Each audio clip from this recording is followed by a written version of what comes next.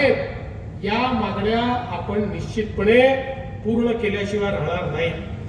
आज या निमित्ताने मला या गोष्टीचा उल्लेख केला पाहिजे की निवडणूक होत असताना आमचं असं मत होतं की राहुरीची निवडणूक असो की बारामतीची निवडणूक असो, दोन्ही निवडणुका बिनविरोध झाल्या पाहिजेत। आपल्या महाराष्ट्राची एक संस्कृती आहे। मला आजही आठवतं की ज्यावेळेस आर आबांसारखा एक उमदा नेता आपल्यातनं निघून गेला, आम्ही भाजप म्हणून निर्णय केला की आम्ही त्यांच्या विरुद्ध कुठलाही उमेदवार उभा करणार नाही।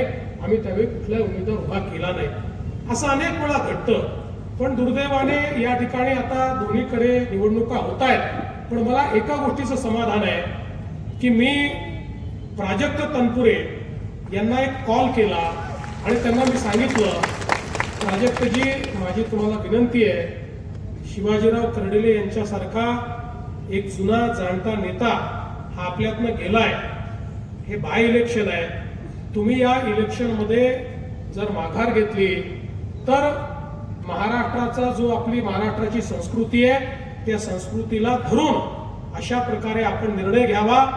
आणि एका मिनिटामध्ये प्राजक्त तनपुरे यांनी माझं म्हणणं मान्य केलं आणि त्या ठिकाणी ते निवडणुकीला उभे राहिले नाहीत, त्यांनी निवडणुकीतनं माघार घेतली।